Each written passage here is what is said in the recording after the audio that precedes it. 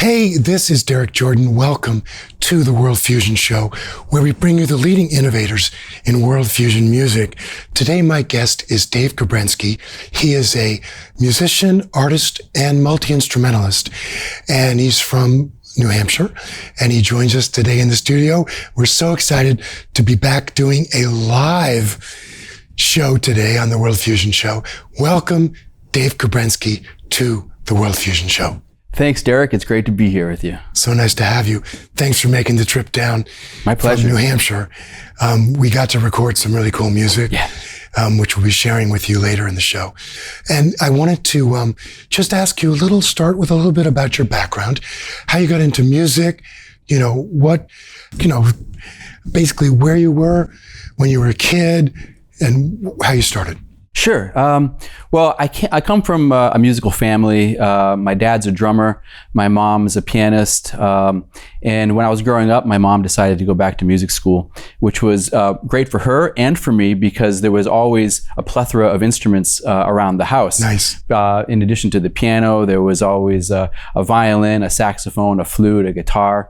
And sometime maybe when I was around 10 or so. You played them all? Well, I tried, as kids do, right. To the dismay of my parents, I'm sure. But drums are the worst. Yeah, exactly. But it was the first instrument that really called to me was the guitar. It was something about it. It was maybe about like 11 or 12 years old, and that kind of hooked me for a number of years. And I had the good fortune to study with some great players in my area, some jazz musicians, which kind of got me in that direction of jazz and blues and improv. And when I went to college, I was actually an art student, but I filled up all of my electives with jazz theory and jazz improv classes. Right. And that was just really what kind of fueled my brain musically.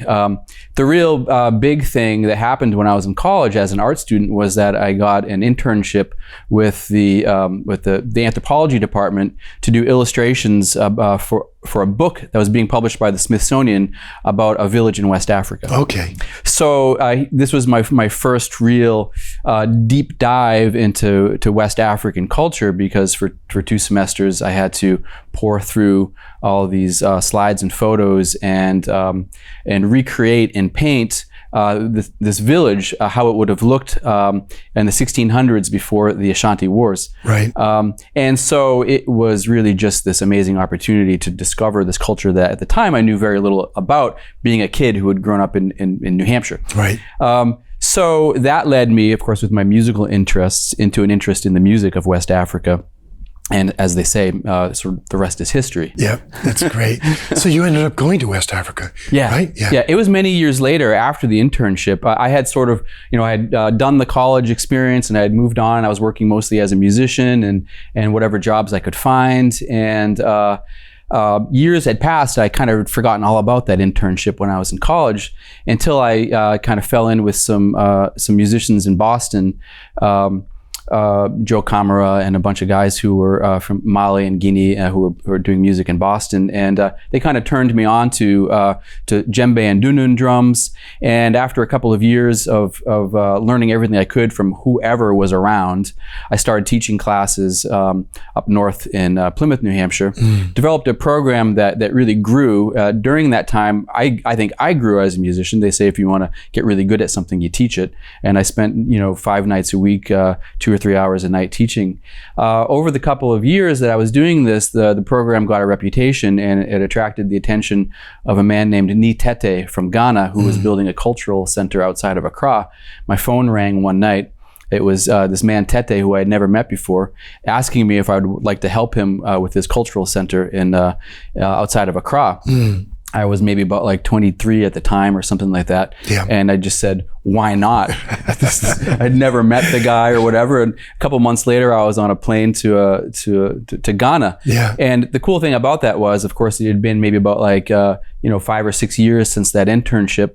I'd forgotten all about it. and ended up at the very place that I had spent months illustrating. Wow. This place called Elmina, which Yeah. you can never forget because it's the home of this old Dutch fortress Okay. that was one of the epicenters of the slave trade. Of course. And so every Ghanaian knows it. It's like every kid goes on a field trip to Elmina to learn about that part of their That's history. right. Yeah. So that was my first trip to Africa. That was back in 2001. That's so great. That's so fantastic. Hey, I'd like to go to one of our cool videos right now. Yeah. And, share that with our audience. Okay? Great. Yeah. Yeah.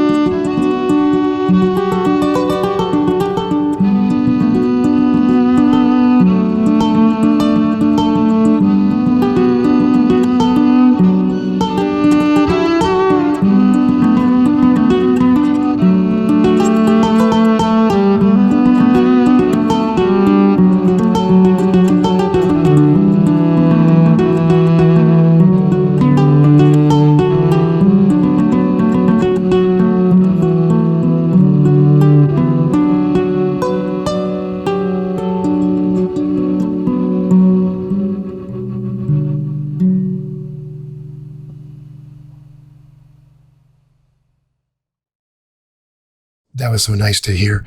Now, I wanted to ask you about you have some books and CDs. You're a writer as well as a musician and artist. Tell us a little bit about that. Sure. Well, my journeys in West Africa eventually led me to the country of Guinea, where I met Famadou Konate, of course, the Grand Master of the djembe. And I decided that this was the guy I wanted to study with. So I made it a point to return to Guinea with him every year. Spent between 2 or 3 months there every year for almost a decade. And during that time, we had the great fortune to travel north to his village in Sangbarala, along the Niger River, and that's where I met my flute teacher, Lansini Konde. Between Famadou and Lansini Konde, I just started to really immerse myself not only into the music, but into the culture, the way of thinking, the village way of life. I felt myself drawn back to the village time and time again. And after many years of doing this, I really wanted to share some of my experiences. I had done lots of artwork in the field, drawings and paintings and things that I would finish when I came home, along with my field recordings and notes and music transcriptions. So I decided in 2013 that I really wanted to write a book about this and illustrate it too. Yeah. And so my first book is called Joliba Crossing, and Joliba is the name that the locals use for the Niger River. Okay. And I'll just never forget the first time I crossed the Joliba River. It was like this transformational experience for me, and so I decided to call the book Joliba Crossing, which really feels like a travelogue of sorts, an illustrated travelogue. It's got this kind of feel to it that looks like you're looking at ancient manuscripts. Yeah. Because of course, we're talking about ancient culture here. Sure. Yeah. So. Yes, great. my first book, Joliba Crossing. That's nice. Is that right here? Yes. Yes. Yeah, Joliba Crossing. Show it to people so sure. you can see. And there'll be a link at the end of the show for Dave's website so we can share that with you. Yeah. I would love to go to another video right now. Yeah. So let's do that.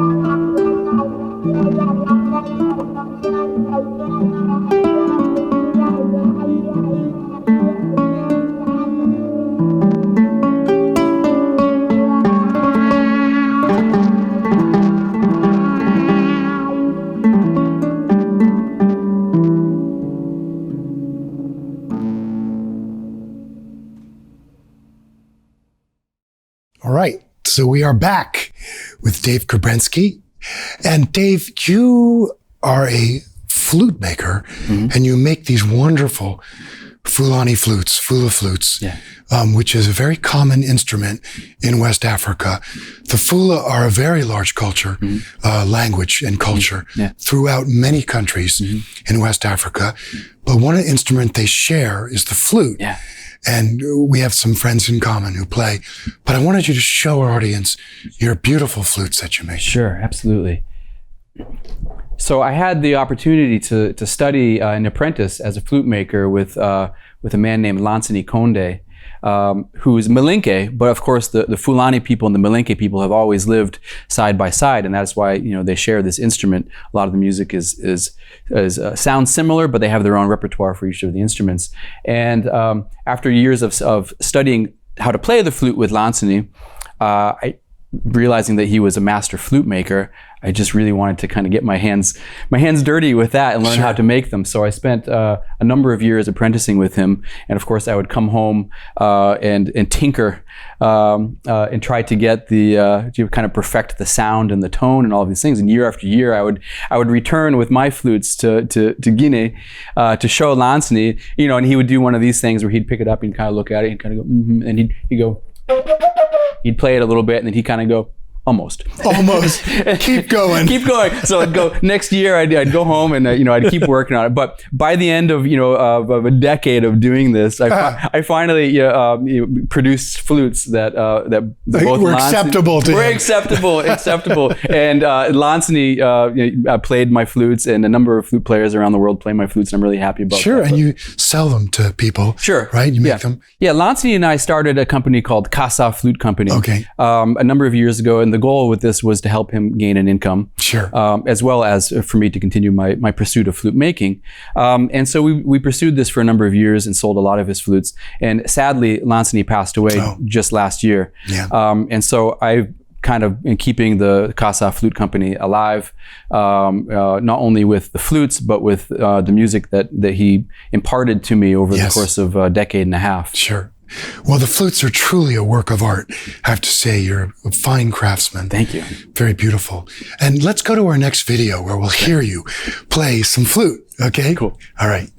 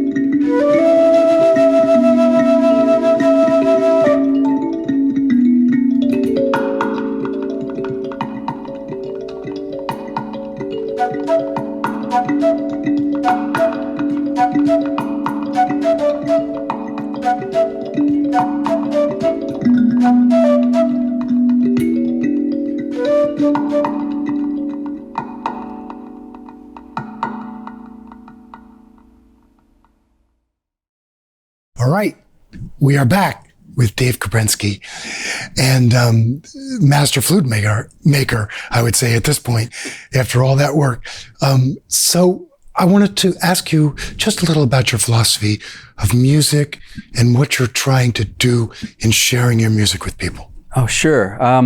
For me, I think the music is about a lot more than just the music, because the culture and the traditions are so intertwined with it.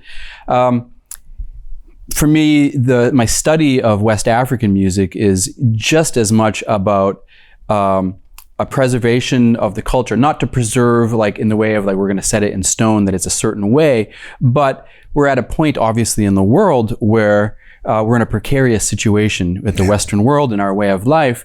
And my studies over the years of anthropology and ethnomusicology and my experiences living in the village in West Africa have made me realize that there's not just one way of being in the world, of course. And so this music really is just a part of just one other way of being, that one other example of how we can be in the world that has been successful, that has worked, that has brought people harmony and joy in their lives. So I feel like the music for me is about imparting that joy, that wisdom, that ancestral knowledge, and I feel honored to be a part of it. I'm very, very humbled to have apprenticed with such amazing musicians. Yeah. And I just want to do everything I can to honor that tradition and respect it and express myself through it. Yes, well, I think you are doing a beautiful job of that. And Dave, I just wanted to thank you for joining us today on the World Fusion Show and sharing your cool playing and your music, your story, and, you know, your philosophy and what you're trying to do with it. Thank you so much for joining us. Thanks, Derek. It's been a pleasure to be here. It's great.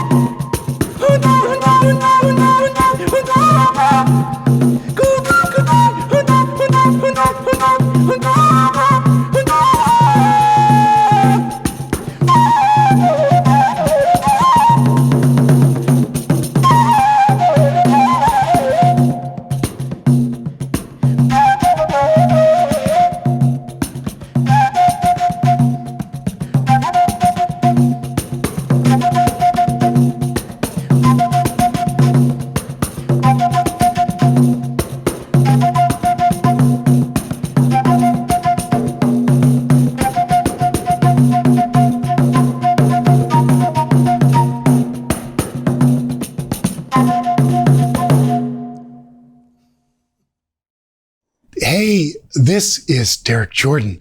Thank you for joining us today on the World Fusion Show. It's been great to have you, as always, and we have lots more fantastic shows coming. So please stay tuned, tell your friends, share on YouTube, Facebook, all that good stuff. I'd like to thank our sponsors, Mackenzie Family Charitable Trust, Chris Pratt, Nancy Feinberg, and Ron Dans for their generous support. And as we always say on the show, remember, think globally, listen locally, and support independent music.